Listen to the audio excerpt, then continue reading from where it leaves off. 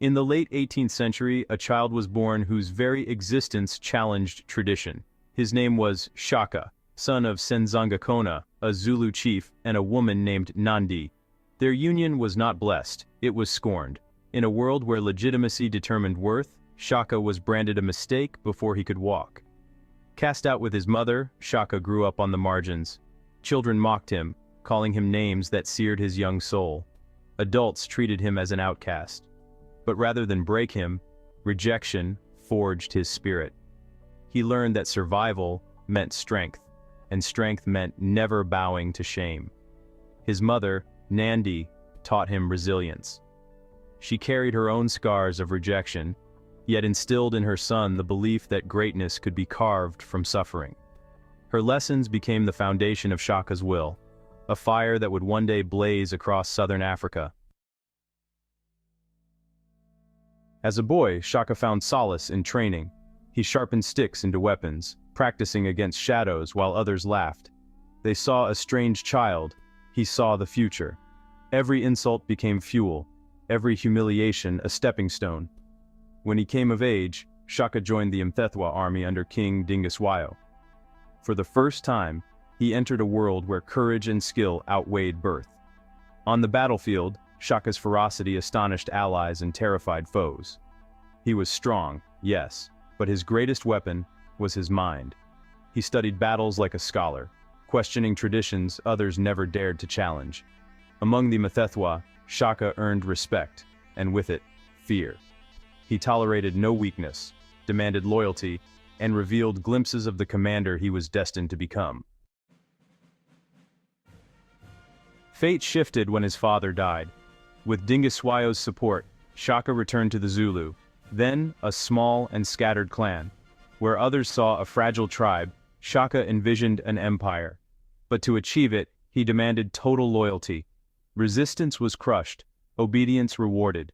It was during this time that Shaka transformed African warfare. The long throwing spear of old gave way to his brutal innovation, the iklwa, a short stabbing spear perfect for close combat. With it, warriors could no longer fight from a safe distance. They had to close in, face their enemy, and kill.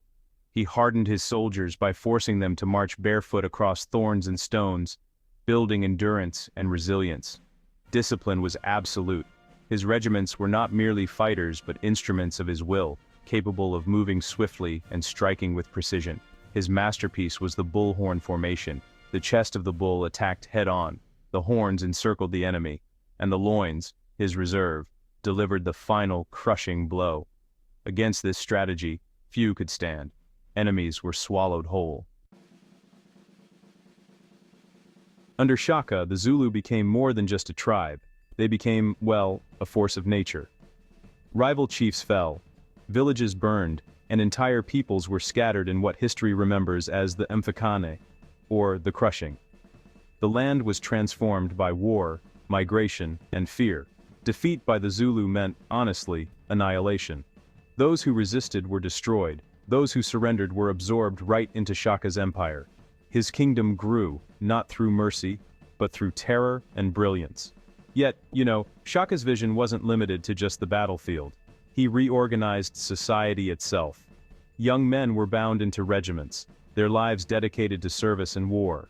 Women were drawn into support systems, while marriage was often delayed to keep warriors focused. Every life, every family, every field of labor served the rhythm of Shaka's empire. But you see, power has a shadow. The same man who inspired awe also inspired dread. Shaka was ruthless in punishing betrayal, merciless in enforcing discipline. His authority was absolute, and at times, cruel. The turning point came with the death of his mother, Nandi. To Shaka, she had been the anchor of his soul. Her death shattered him. In his grief, he unleashed madness upon his people. He ordered that no crops be planted for a year, no milk consumed, no woman allowed to bear a child. Thousands were executed for, failing to display enough mourning. The kingdom groaned under the weight of his decrees. Where once his brilliance had united, his grief now divided. His people began to fear not only his enemies. Whispers grew that Shaka had crossed into tyranny. In 1828, the storm he had built turned inward. Betrayal came not from rivals, but from his own family. His half-brothers, Dingain and Mlangana, struck him down. The man who had terrified nations, who had forged a kingdom with fire and iron, fell not in battle, but in the shadows of assassination. The empire he built endured, but it would never again burn as brightly as under his command. His fall marked the end of an era, but his legend had already been written in blood and fear. To this day, Shaka remains a figure both celebrated and condemned.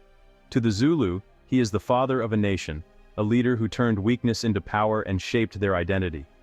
To others, he is remembered as a tyrant whose cruelty scarred countless lives. Perhaps honestly, both are true. Greatness and brutality often share the same throne. Shaka's genius cannot be denied, nor can his ruthlessness. He reshaped warfare, reorganized society, and left a legacy that even European powers would later acknowledge in battle. What cannot be forgotten is this: Shaka Zulu rose from rejection to power, from exile to empire. He saw a people fragmented and imagined them united. He faced humiliation and turned it into dominance.